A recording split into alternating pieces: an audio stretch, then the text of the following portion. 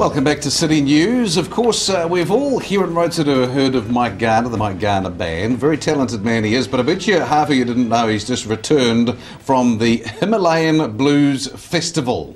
Mike, welcome. Hi Steve, nice to meet you. Hi. Himalayan Blues, what's the story? Well, it is bizarre, isn't it? I mean, a couple of years ago when they first wrote to me, I actually thought it was a scam. And I got really annoyed because they asked for CDs, and I thought it was people just scamming to get copies of CDs off musicians.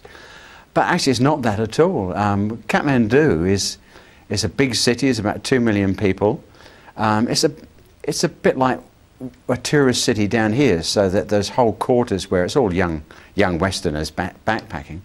And the young people are the same as anywhere else. They got access to the internet and buy CDs, and they all like Stevie Ray Vaughan, and they know all about it. And there are blues clubs and blues fans. It's the most bizarre place to go to a blues festival, but it really did happen. So you got invited? Yeah. And you thought, well, why not? Well, I did the second year, because they're a poor country and we had to pay some of our way to do it, to be honest. The first time I was insulted, and then the second time I thought, well, it's a third world country. They can't afford to get B.B. King. So there's people like me, there's people from Australia and America and so on, went to do it, and I thought, well, why not? I've always wanted to go there. And you did. It's got a lot of mystery and excitement. So what was the experience like? I mean, this is huge, huge news.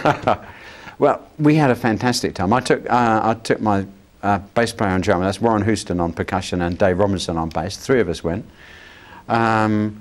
We played at a couple of little clubs on our own, and I said the first night we played, it was in a bar called the Attic Bar, and it could have been somewhere in Auckland. It was up on the top floor, an attic, a cool little music bar with a stage.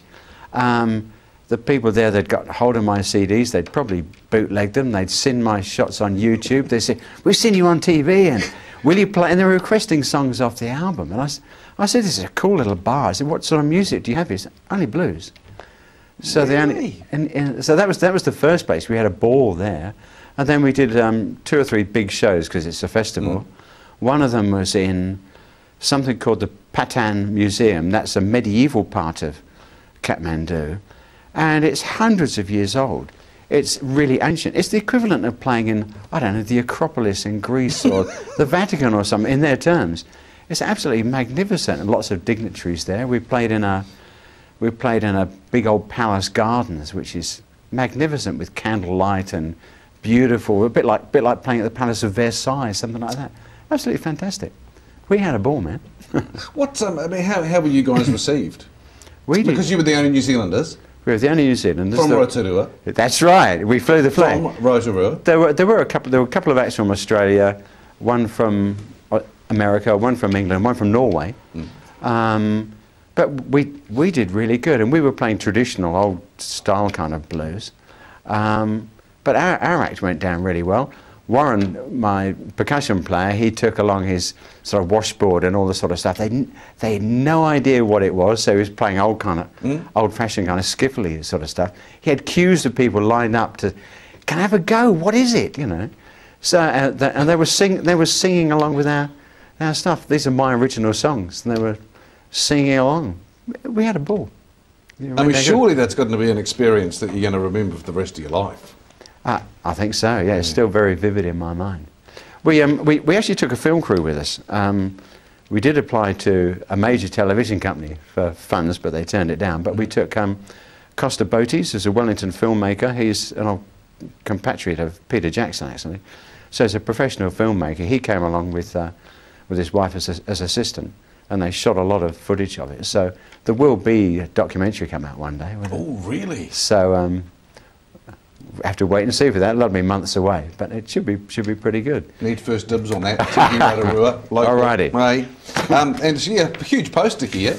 Himalayan Blues Festival 2009, 7th to 11th of October. New Zealand, Mike Garner Band. It's cool, eh? Yeah, it's cool.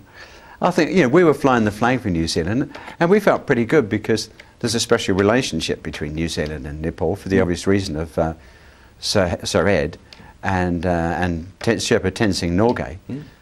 So we were well received, and there weren't many Kiwis there actually.